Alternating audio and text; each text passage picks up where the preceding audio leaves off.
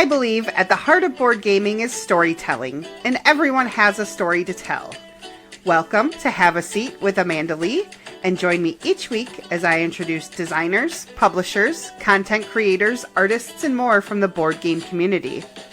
There's room for everyone at my table, so have a seat.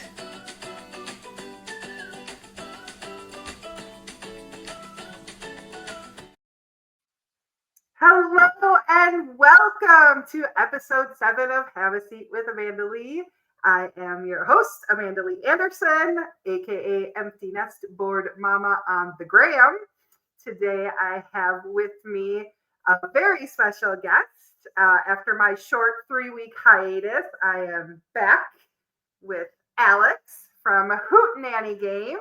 It's a family-run company based out of Tennessee. He's got a great lineup we're going to talk about. We're going to get to know Alex. So, Alex, welcome. Thank you so much for having me. I'm so glad to be here. Being here. So, as anybody that may be watching the episode will be able to see that I am in a different location today. Usually, you can see my beautiful board game collection behind me, but today I'm at work. So, it might sound a little different, might look a little different, so I apologize, but I really wanted to meet with Alex. I didn't want to reschedule, especially, like I said, I had that 3-week hiatus, and I'm ready to be back and championing for the board game industry, and I thought he was the perfect first guest for me to come back to, and I'm so excited for you to have a seat, Alex, and tell me all about yourself. Yeah, that's a open-ended question. How much you want to know about me? Anything you're willing to share. I mean, it was a rainy, stormy night back in the 19. Oh yeah, let's not go back that far. No, so I didn't start out in the gaming world. I was a mechanical engineer, MBA. Worked for a bunch of startups. Started a few companies myself, and ended up running finance and operations for a different game company. And so I got pulled in. This was maybe, I don't know, 7-8 years ago. And I got pulled into the industry, and they said, you don't need to know much about games. Just, you're in charge of shipping and logistics and invoicing and all the boring side of business, right? And I loved the industry and ended up learning a ton about it and meeting so many people. And it was so much fun to work with these creatives who invent games and the graphic designers and all the pieces of the puzzle that come together to make games. And eventually, my wife, Whitney, and I decided to quit our jobs and start Hootenanny Games as a game publisher. So that was the beginning of 2023. So we've been around for 2 years now. That's quite a leap. And you went from the finance shipping side, but you still had the opportunity to interact with the creatives. And that sounds like a dream, not the boring like finance part, but definitely interacting with the creatives. And then, so were you into the board game hobby yourself before getting that job? Were you a board game player? Were you a D&D, Magic, anything like that in your previous life? So if you had asked me that question, even, I don't know, 4 or 5 years ago, I was in the industry, I probably would have said no. But the more I think back on my childhood and all of my years of living, I realized that I played a lot of games. We just didn't really consider ourselves gamers. Like I didn't have like a weekly game night. I didn't play D&D, but I mean, we played card games all the time. I played poker in high school. We had Uno going at all times. Like, I mean, we played a lot of kind of maybe more run-of-the-mill games. I played a lot of chess with my grandfather. I mean, so in our house, we always had games, but we weren't necessarily gamers. And so I think that's kind of what we're going after in this business is people who play games are going to love our games. But we want to bring more people into the hobby that are light gamers that don't, that kind of sometimes can be scared off by rule books and Yes. things like that. We just want to make it easy for people to sit down and have fun. And I think a lot of that comes from my background of maybe not considering myself part of the Sure, sure, sure. hobby, but still being a part of it. And so I don't know. I think that's a fun piece. Yeah, absolutely. I know when I think back, I remember playing like Hi Ho Cherry-O and Pretty Princess and things like that, like the real basic, games as a child. And then my family loved party games like Scattergories and the we still to this day, anytime my siblings and my parents we all get together for a holiday, we bust out the Bop It. So little dexterity game there, but still a game, and I didn't ever consider myself a board gamer either until I would say about 4 years ago. But I had always loved card games, Monopoly, things like that. I play Wordle every day, just like things like that you just like you said, it's not a box that you have to fit into to be a gamer.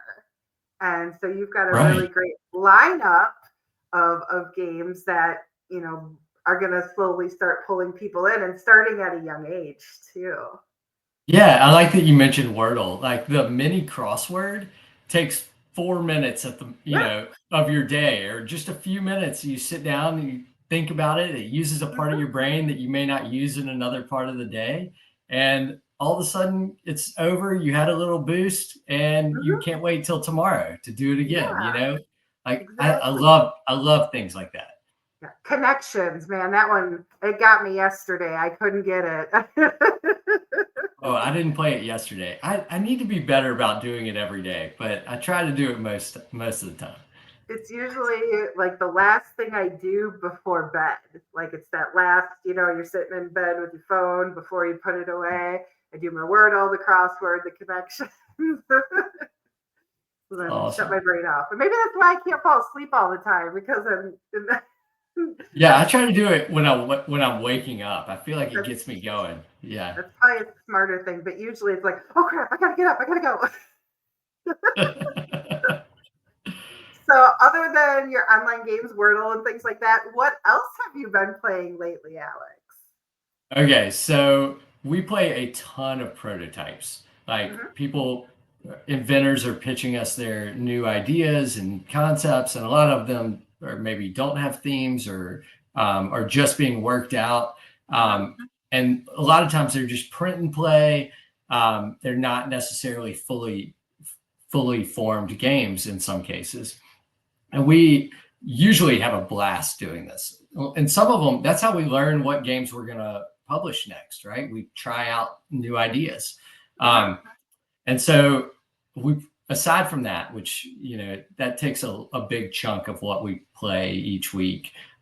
We also love Flip 7. Yes. Our kids play Carcassonne and Ticket to Ride with us all the time. But in the last week, we really got into chicken versus hot dog, which is Okay. pretty tough. You How old flip are your kids? they're 8 and 9, both Oh boys. yes, that's a perfect age to get them So in. yeah, So we have Hootenanny a Games blast. is you're the publisher. You do not design the games, correct? Correct. Well, so we do not invent the games, but we do bring in all the art design for the The art. games. Okay. Um, so the inventors will pitch us the concept, and if we like it, we use this fantastic graphic design firm here in Nashville, Uh-huh. and they don't really do games. I think we might be the only game publisher that they Oh, work with, okay. but they're largely in the music industry, and so they do a Okay. lot with like Taylor Swift and people like that. So, but we're in Nashville, so we get to use creative, awesome people in Yeah. all sorts of different ways, and it's fun. I mean, they bring a certain perspective that a lot of people wouldn't have, and I think that's part of what sets us apart. Okay. Yeah. So tell us a little bit more about Hootenanny. You said it was you and your wife quit your jobs. So we are a family-based game. or a family-based company. You said before we spoke that's actually a female owned. Your wife owns more of the business than you do. She's the brains. Sure. I mean, we work together on pretty much everything. Mhm. But she definitely, if we drew a line down the business and said, what does Alex handle and what does Whitney handle? I'm more of the like back office, like less fun side of it. The That invoicing and boring shipping and finance, shipping, yeah, logistics managing stuff. royalties and commissions and all the like stuff that has to get paid on a weekly basis and all that, right? And Whitney is more of the creative, the marketing, the packaging. I mean, we all work together on a lot of this, but that's kind of roles and responsibilities divided up. So she makes sure that our stuff looks incredible, and I just make sure that everything functions. So, Good. So it's just the uh, two of you right now? so in Hootenanny Games, it's just the two of us, but we do have a team of people that we work with. Everybody's kind of contract or project based with us. We have sales reps all around the country. Um, we have a graphic design firm that handles a lot of our website and marketing materials and all that, and we talk with them every week. I mean, our packaging people we talk with anytime we're developing a new game, designing the artwork. Our factory, we deal with the same people every single time and Okay. have for years. And so it feels like one big team, and it's probably well over 150 people if you add up Oh wow. everybody Oh, together. awesome. But within Hootenanny, it's just us. So Yeah. And yeah, the kids. well, and the kids. Yeah, that's right. Our first round play testers. Yes. Do they have the supreme veto powers? Absolutely. If we can't get a two second grade boys to agree that a game is fun, it Mhm. does not make it to the next step. Not going to market. No, no So chance. currently you have 7 games in the Hootenanny lineup, for correct? The 7 Right. behind you there. Yeah. Yeah, tell us a little bit about those. So I mean, it's fun. It's kind of a bunch of different games. We like to say we've got something for everybody. Hmm. Um, we've got a card game down here, Snarkus, which is my favorite card game I've ever played. It's like a card capturing game Hmm. where you win shiny gems doing different things with cards. It's I love awesome. the artwork. Thank you. Floats with Goats is a light strategy game about these goats who are shipwrecked, and you have to build a raft in triangular geometric shapes and get your goats in the triangles of the raft to win points. Um, Feeling Cute is our family party game that we just launched. It's all about ranking the cuteness of animals. Incredible, ages 6 and up, so you can play it with a lot. It's our youngest game. I'll say Hmm. that. Um, Disco Island Escape is another little That's light my favorite. strategy game. Yeah, and I would say it's checkers meets Sorry, but with a disco lemur volcano theme. Yep. Um, and yeah, I love that one. And honestly, my kids of all of these games, I think my kids love that one the most. Um, Sixum is a great kind of dice bingo game with an element Okay. of sabotage where you can like mess with your opponents and erase things off of their board as they're trying to get 6 X's in a row. Okay. Um, and then we made a Sour Patch Kids version as well. So we licensed Sour Patch Kids candy and brought it. We just felt like that was a perfect match, and it's done really well. People love that game, and we also have a kind of more of an adult-ish party game, not Okay. quite as bad as Cards Against Humanity, but in that same like genre of you're trying to match. Everybody has song titles in their hand, so you might have Okay. 8 song titles and you're trying to play the funniest song for any moment that gets played. Okay.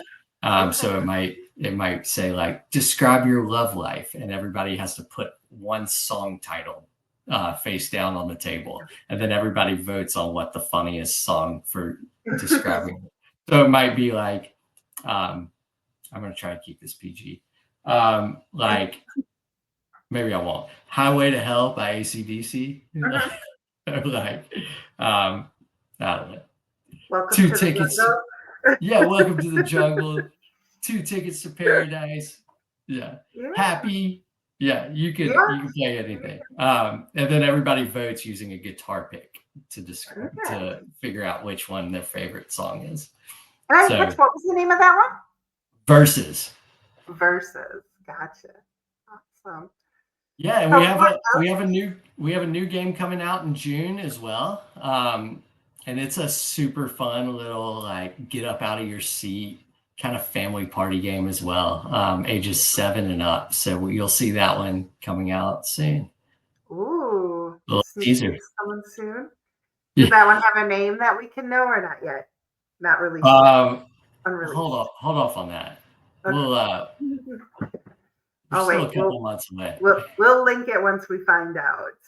That's right. Other than that, what do you have other games in the pipeline? Are we just play testing? What's next for Hootenannies? We got one coming out in June, and yeah, I mean we'll release more in 26. But yeah, we're always looking at new games. So we've got a few that are slated to come out in 2026, and we're just getting into art and design and all that fun stuff. So yeah, it's always something. I mean, we get to work with these incredible inventors, and the best inventor pitches are the ones where somebody calls us and they're like, hey, Alex or Whitney, we have a game that is 100% a Hootenanny game. Like, no question, this is a Hootenanny game. And what that tells us is that these people know us, know what we like, know what our games are like, kind of know the box size, the price point, like these people are familiar with us, right? And so they already have a leg up that that this really has potential. And so that happened with Feeling Cute recently. And I mean, they just called us up and they're like, hey, this one's a Hootenanny game. It's we played it once and we were like, oh yeah, this is a Hootenanny game. So you have specific requirements that you're looking for as far as publishers, or just kind of like a general? I mean, we generally say, yeah, we're going to make games that are at least for 6-year-olds, not any lower. And we want to make games that are, family friendly largely versus is not. But everything else, yeah, we're going to make family friendly games. We're going to make games that are, $25 and less retail is the goal. We want people to buy our games even when they may not have been planning to. Like we don't want to have to plan this purchase, right? We want it to be at the store, looks cute, pick it up. Yeah, and it's a fun activity with your family that not only do you play it once, but you can stick it in your cabinet and pull it out whenever you want and play it more and more, right? So it's a low enough price point to not have to worry about it compared to the value that it provides. Okay. And we have kids. So, we have kids, so we recognize like we always need activities for our kids, right? Like we are always in the market for something fun to entertain these kids so that they don't get bored and just yelling for TV or whatever. Like we want to entertain them. Keep them off the screen time. Yeah, and think about all the things you learn about people when you play games. We think that, like, even though we don't label any of this as STEM products, but they all are. Like, you have to make logical decisions. You learn a little bit about numbers and gameplay and mechanics, and I mean, you're learning always when you're playing games. Especially like Floats My Goats, you're trying to complete it's like little popsicle sticks trying to complete the triangles. Oh yeah. Yeah, somebody called it Ooh, goat chess recently. goat I was like, chess. that's a I that's a like good that's a good one. I'll keep that. that. So, if an inventor is trying to submit something to you, is there a specific way that you prefer to have that done? Is there a submission form on your website, or do they just email you? Yeah, so we do not like emailed submissions. Okay. People can always email us and set up a meeting. But yeah, we're open to anybody emailing us and saying, "Hey, I got an awesome idea. Let's have a Zoom call about it." Okay. That's the best way to do it. And yeah, we do have a form to fill out beforehand, just get everybody's ducks in a row.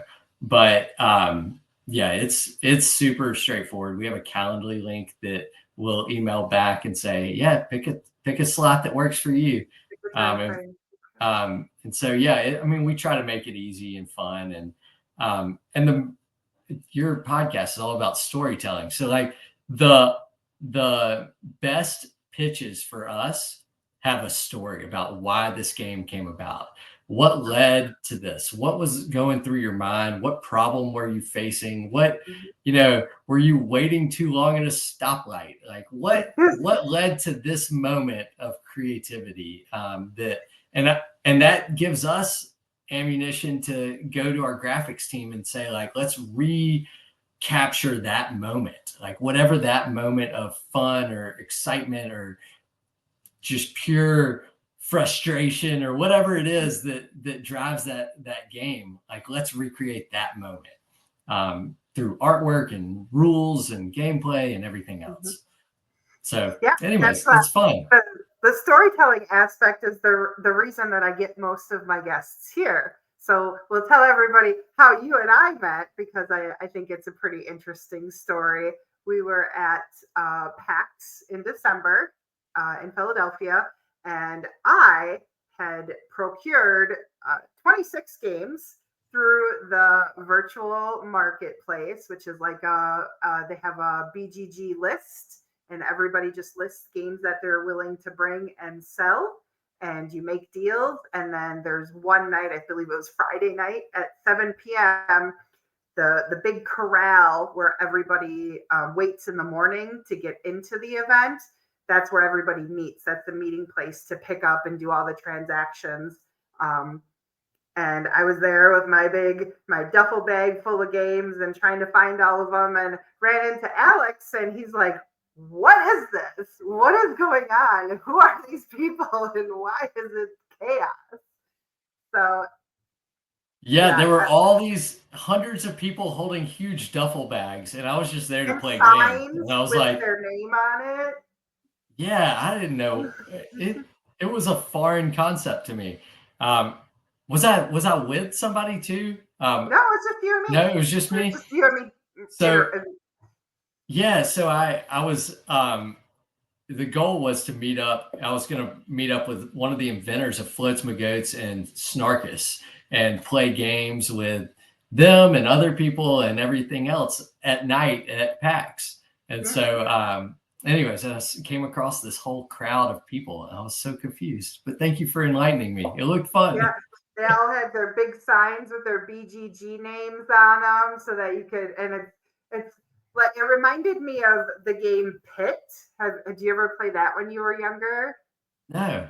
It's a card game, and everybody starts out with 5 or 7 cards or whatever, and they just have um, different like what do you call them? It's like farm things like corn, wheat, barley. What do they call that? Anyways, so you have to get 5 or 7, all of the same thing. So you're like holding up cards, you're like two, two, two, two, and you trade two for somebody else's two. And then once you get 5 or 7, how many ever it is of the same thing, you're like corner on wheat.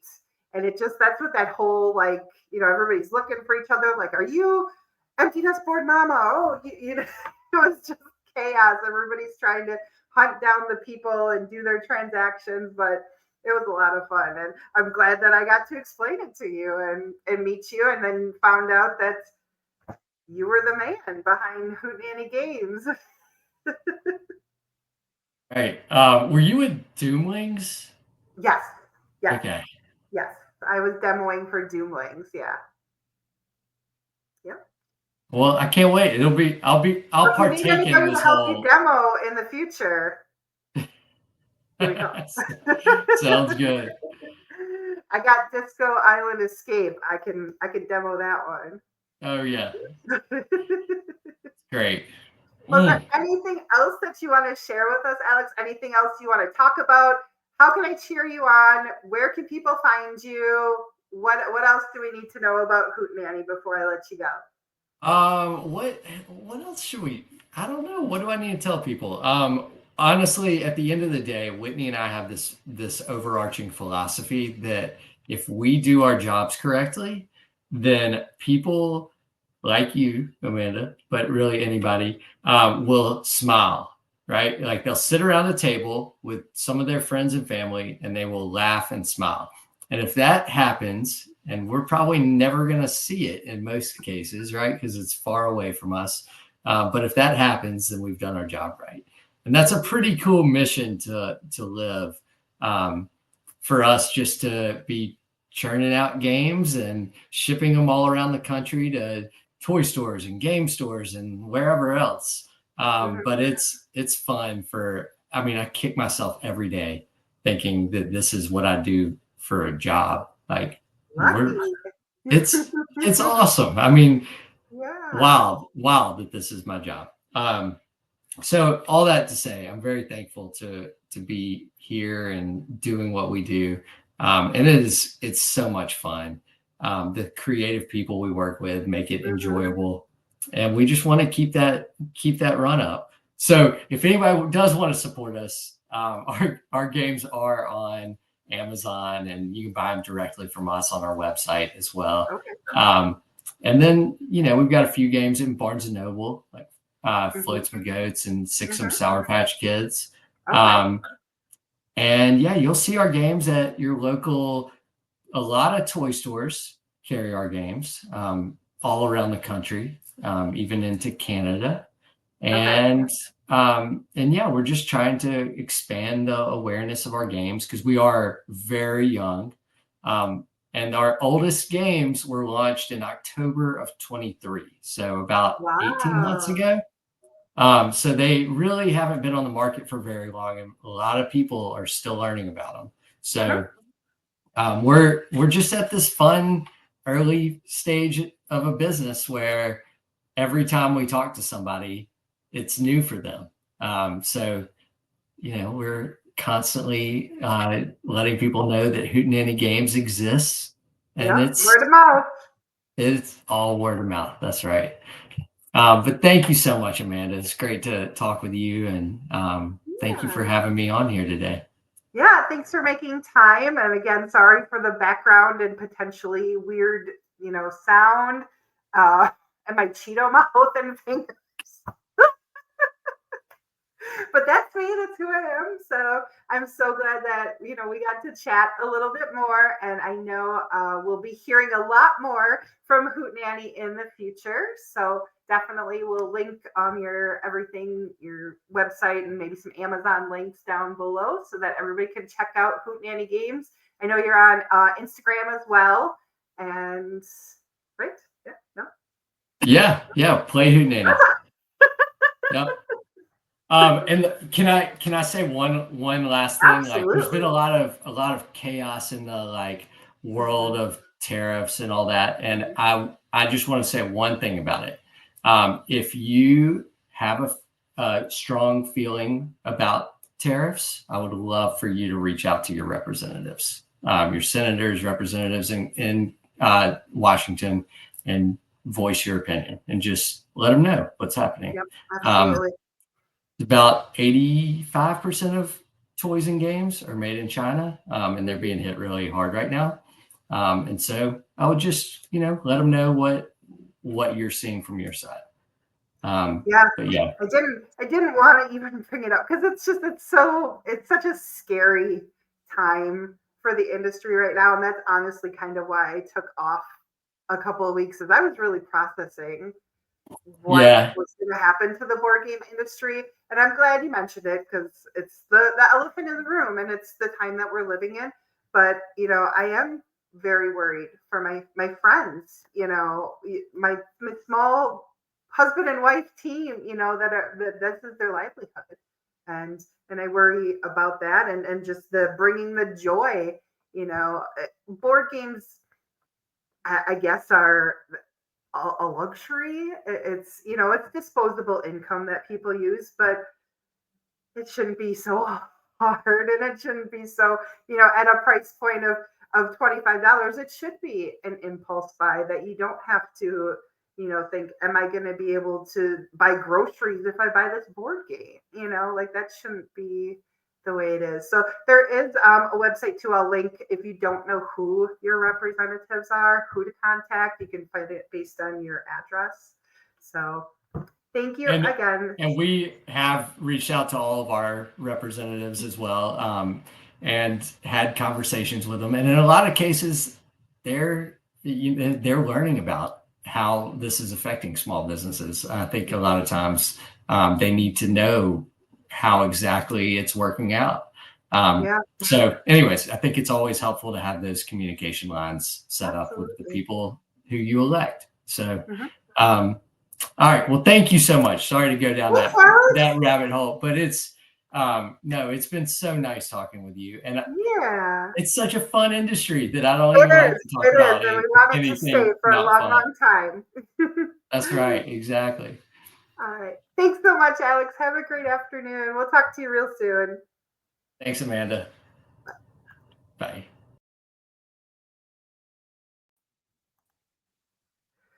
Okay. So just